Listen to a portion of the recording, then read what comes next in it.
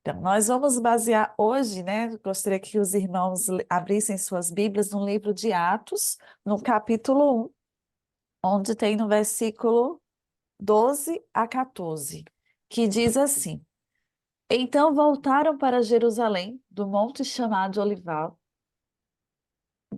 que dista daquela cidade tanto como a jornada de um sábado. Quando ali entraram, subiram ao cenáculo onde se reuniram Pedro, João, Tiago, André, Filipe, Tomé, Bartolomeu, Mateus, Tiago, filho de Alfeu, Simão, o Zelote e Judas, filho de Tiago. Todos estes perseveraram unânimes em oração com as mulheres, com Maria, mãe de Jesus, e com os irmãos dele.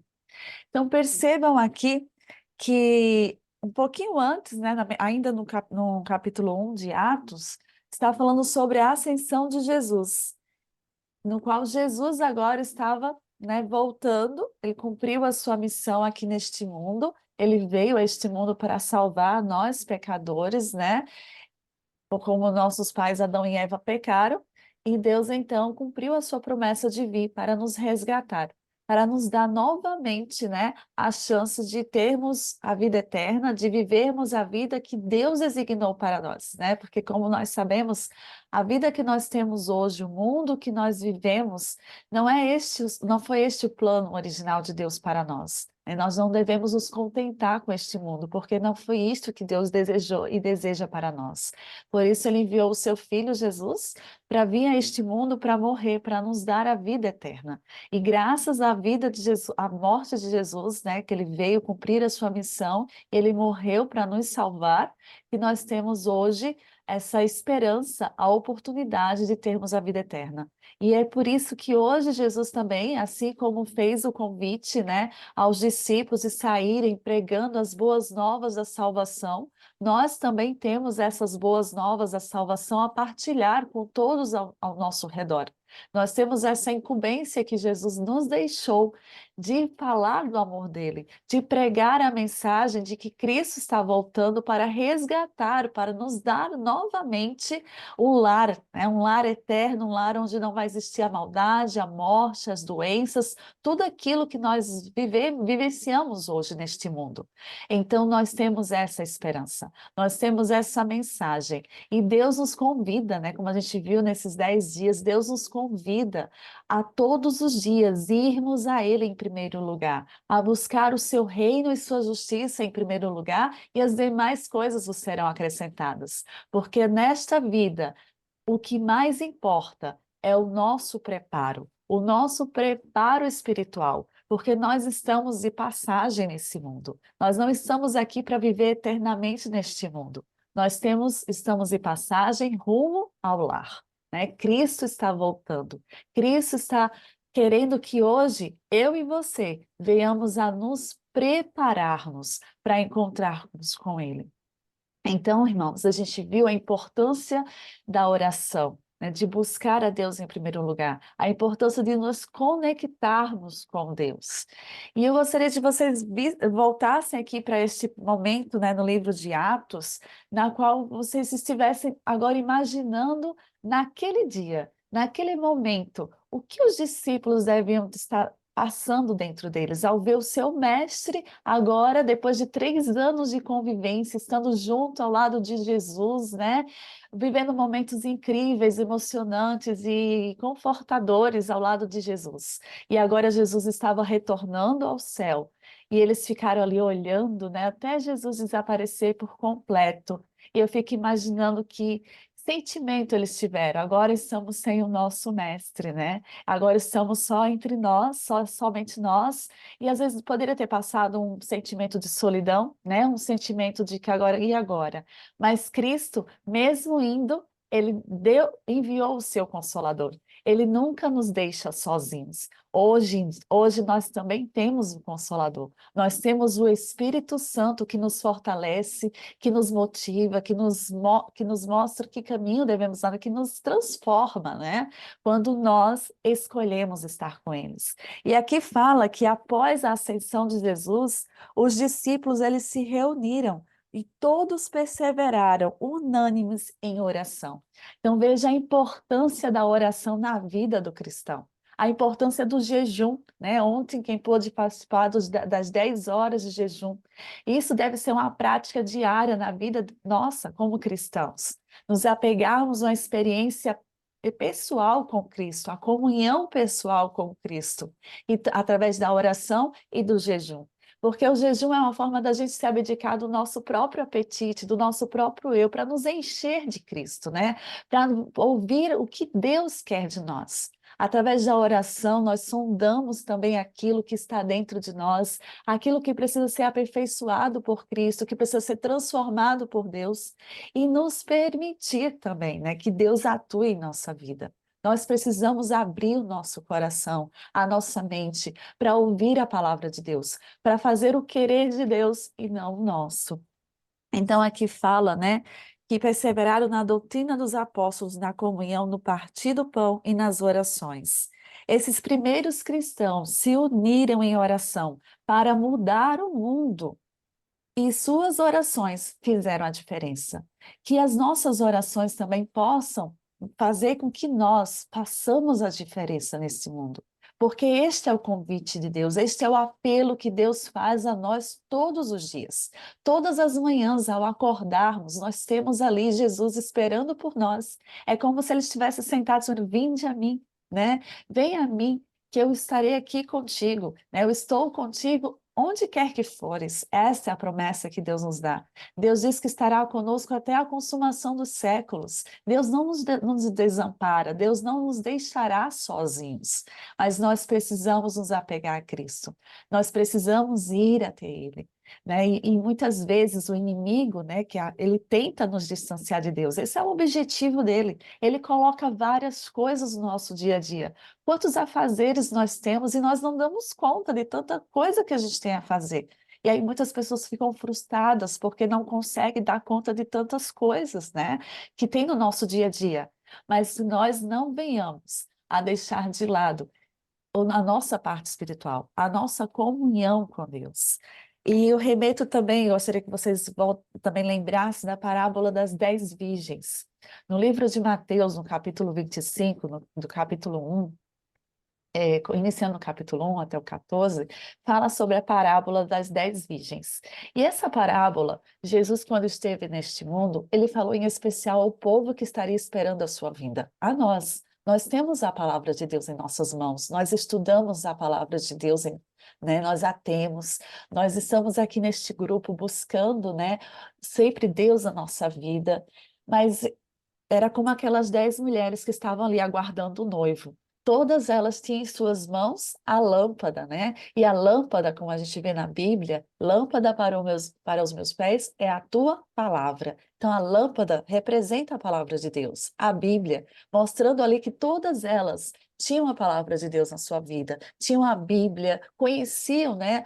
A Bíblia, tinham um estudo da palavra de Deus, mas o que fizeram a diferença entre elas não era que 5 eram obedientes e 5 eram desobedientes. Não, essa não foi a diferença entre elas. O que fez diferença entre as duas foi que as 5 tinham porção dobrada do Espírito Santo e as outras, quando o noivo estava chegando, estava acabando ali o seu azeite. E elas tentaram pedir emprestado, mas só que as outras não puderam emprestar, porque assim elas ficariam sem. Então, o que representa esse azeite é o Espírito Santo, é a comunhão diária, né? Elas estavam ali unidas, juntas, buscando a presença de Deus. E aqui nos fala, né, que uma partezinha aqui que eu marquei, que fala que justamente o Espírito Santo é essa comunhão diária que nós temos com Ele, né? É o dia a dia que nós passamos ao lado de Cristo. Então, as virgens nécias confiavam em suas experiências passadas, como se já estivesse tudo como se já tivessem tudo de que necessitavam para a sua vida espiritual. E o cúmulo da loucura cristã é negligenciar o cuidado da vida espiritual e acreditar que tudo está bem. As virgens nécias negligenciaram o alimento da alma. Então, que a gente não corra esse risco, né? E é por isso que essa advertência hoje a nós de buscarmos o Espírito Santo hoje, a cada dia, para quando chegar o momento da tribulação, para quando chegar o momento da perseguição, da angústia, nós tenhamos o azeite reserva e não saiamos como aquelas virgens nécias procurando encontrar e não vai encontrar. Então, que a gente possa hoje acordar e receber essa advertência, esse convite que Cristo nos faz de buscá-lo diariamente, em primeiro lugar em nossas vidas, né? E aqui segue mais falando sobre a oração, que diz assim: o segredo do verdadeiro reavivamento nos dias ainda é o mesmo. Nós precisamos orar. Nós precisamos interceder uns pelos outros, né? Vocês viram que também cada um teve a oportunidade de estar orando e colocando também os 5 nomes de pessoas, né, para estarmos orando. Então, a oração intercessora, ela é poderosa, né? Orar uns pelos outros. Deus atua, Deus está ali ouvindo as nossas orações. Na oração, humilhamos o coração diante de Deus, reconhecendo nossa total dependência dele. Na oração, unimos-nos a Davi, implorando: cria em mim, ó Deus, um coração puro e renova dentro de mim um espírito inabalável.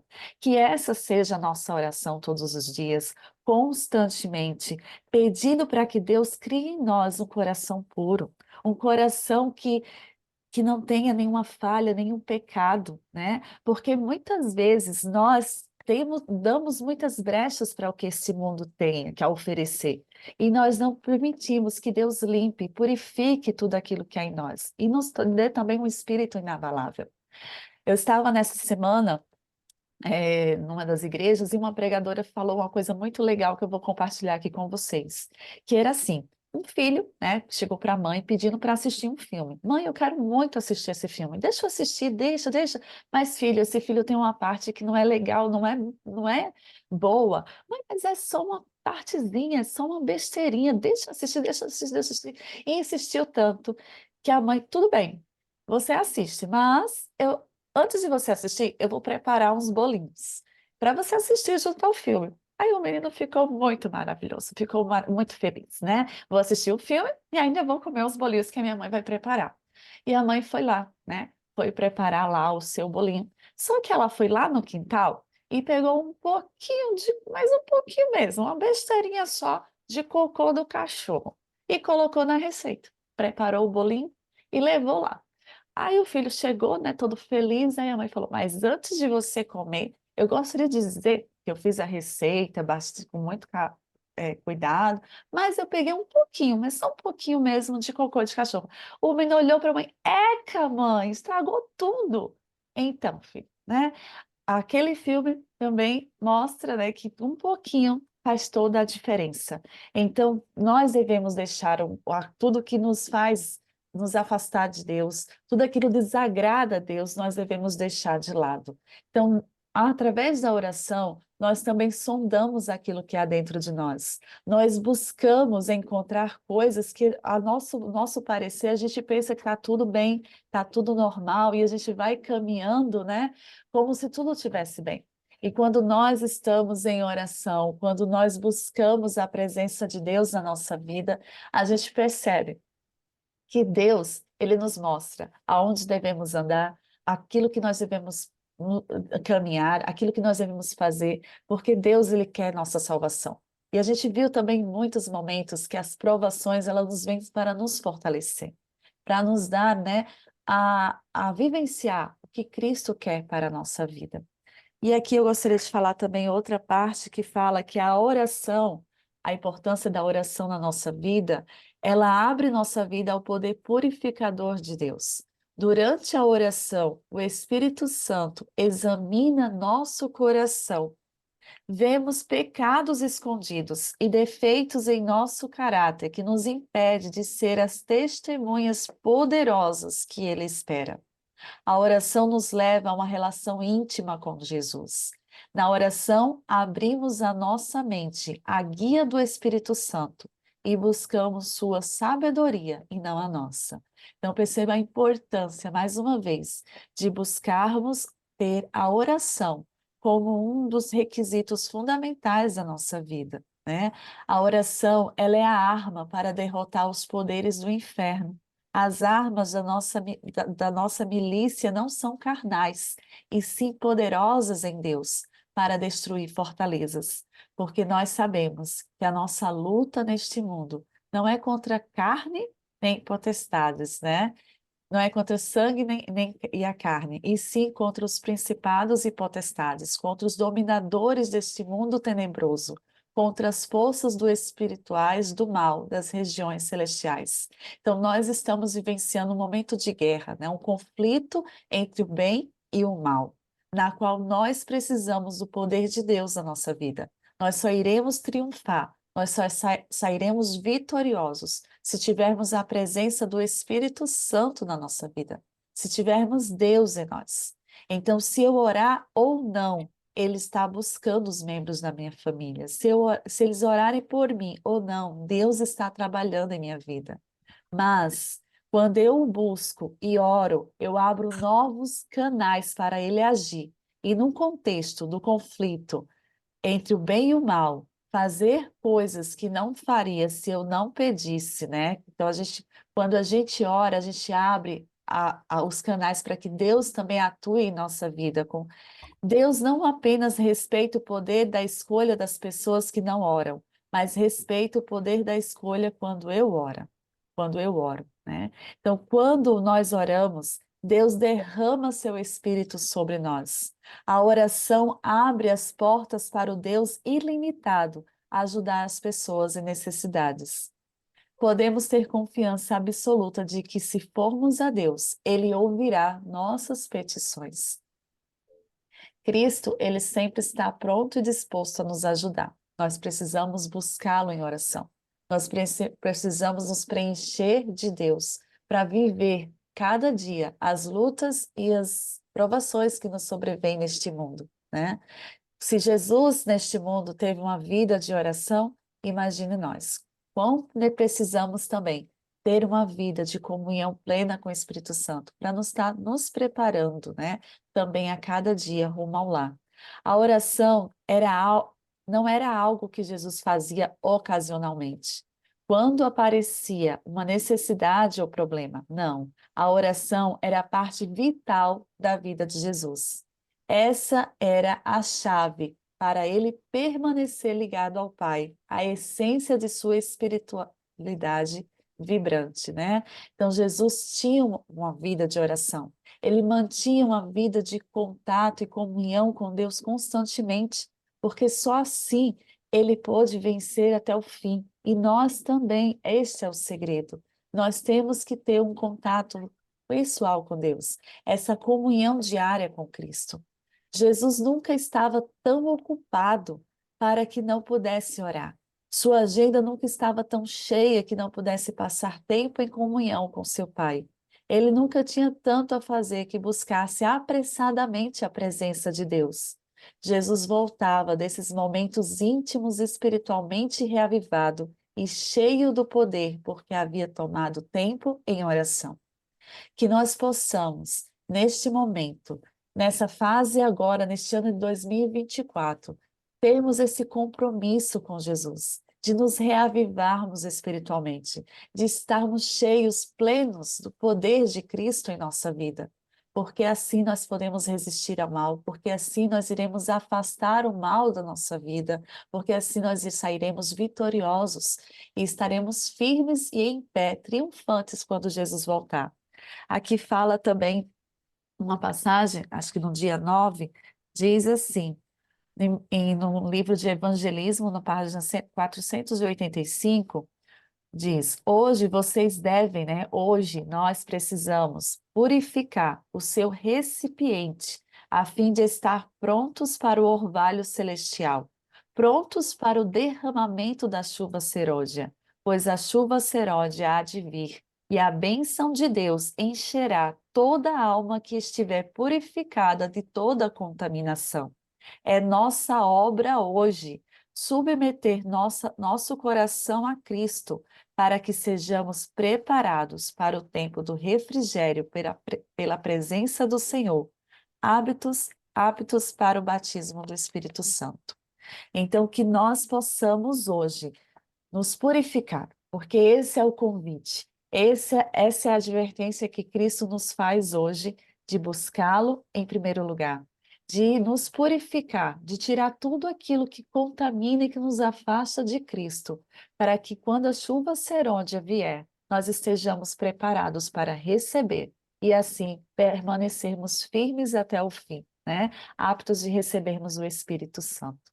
E que Deus nos ajude, que Deus nos abençoe nesta nova semana, que Deus esteja sempre conosco e nos fortaleça, para que nós possamos esmurrar a nossa própria carne e buscar a ter a comunhão com Cristo diariamente, todos os dias. Termos um momento em especial e não deixar, não abrirmos mão deste momento de buscar o Senhor em nossas vidas, para que possamos nos encher a cada dia da plenitude do Espírito Santo.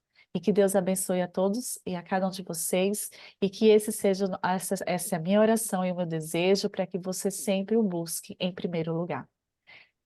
Nesse momento, eu vou convidar então a irmã Etelvina para fazer a primeira oração, em seguida a Maria Zezé e assim a Vânia Abreu, finalizando com o pastor Levi. Tá bom?